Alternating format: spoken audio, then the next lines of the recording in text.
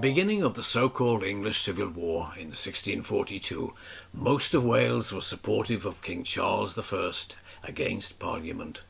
But within 3 years, many people became tired of warfare, even worse poverty, high taxes, and the often unruly troops that were garrisoned among them. Things had been going badly for the king. Some in Wales were losing their loyalty. Perhaps most, not much interested in the politics of it all, just wanted the war to end so that they could get on with their lives. The situation sparked the creation of a force in Glamorganshire that saw itself initially as supportive of the king, but at the same time independent of him, and its members called themselves the Peaceable Army. It came into being after the Battle of Naseby in England in June 1645. King Charles's men were crushed by Parliament's highly disciplined new model army. The king fled to his loyal Wales, no doubt hoping to raise more men and money to carry on the struggle. But he was about to face a great disappointment. In Glamorganshire, a county then stretching north to Breconshire and as far west as to include the Gower, a force of up to 5,000 men had indeed been raised. The king came to Cardiff in late July, and in early August he met many of these men at St. Fagans. He immediately learned, though, that they weren't there to obey his orders. He was told that they would support him, but only on certain conditions.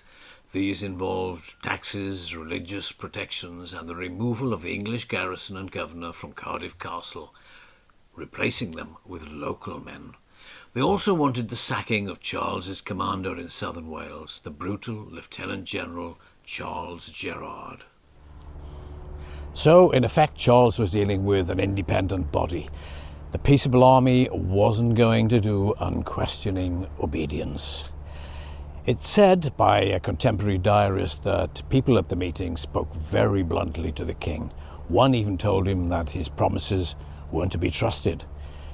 Charles must have been absolutely astounded at this unfamiliar lack of respect, but his back was against the wall. He had few options, and within a few days he agreed to all their demands. While all this had been going on, there had been a significant battle in West Wales. Roundhead forces under Major General Rowland Larne defeated Royalists at Colby-Moor, Pembrokeshire, on August the 1st. 3 days later, Charles left Cardiff for Brecon.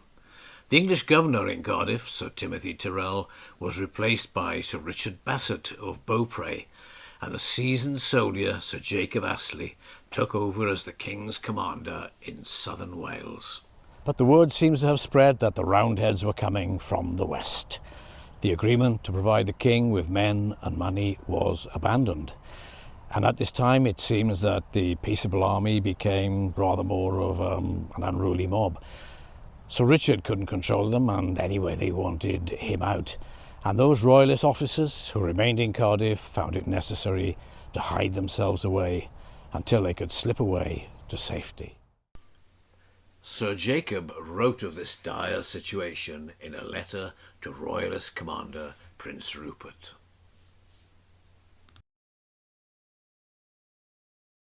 In early September, a Roundhead regiment under a Colonel Herbert arrived in Cardiff and took over the town and castle. But by the middle of the month, Sir Jacob Astley, who had gone to Monmouth, returned with experienced troops. The Peaceable Army, evidently not fancying their chances, agreed to put down their arms and once again offered to provide help to the king. But again, this promise was not to be kept. The goings-on in Glamorganshire resulted in renewed propaganda by Parliament. Early pamphlets had ridiculed Welsh people. It said they were as moles without eyes, but the theme now changed from insults to being merely condescending. It was that the Welsh were simple folk who had been misled and deceived by the king. But now all was changed, and, at length, the moles have eyes. Then, early in 1646, came a surprise. Mr. Edward Khan of Ewenny, a man so loyal to Parliament that he'd been made High Sheriff of Glamorganshire, decided for some unknown reason to suspend his support for the Roundhead cause. But he didn't switch sides.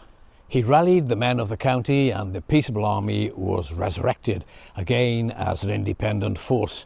They demanded the surrender of the parliamentarians in Cardiff and its castle, but the governor, Colonel Edward Pritchard, decided to hold out for as long as possible, and he sent for help. And so Major General Lon marched east with his battle-hardened troops. He was joined by a force from Monmouthshire. Accounts of what happened when they arrived in Cardiff on February the 18th are sketchy.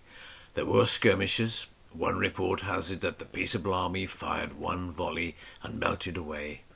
It seems to have been a largely one-sided clash that was quickly over. The Glamorganshire rebellion had easily been snuffed out. The Peaceable Army was evidently a mixture of local militia and volunteers who were neither well armed nor trained. It was probably a bit of a rabble, and proved to be no match for experienced and disciplined soldiers and cavalry. Major General Lon was generous in victory and required little more than a promise of future loyalty. And so that meeting with the Peaceable Army here at St Fagans probably helped to ensure King Charles's defeat in the first phase of the Civil War.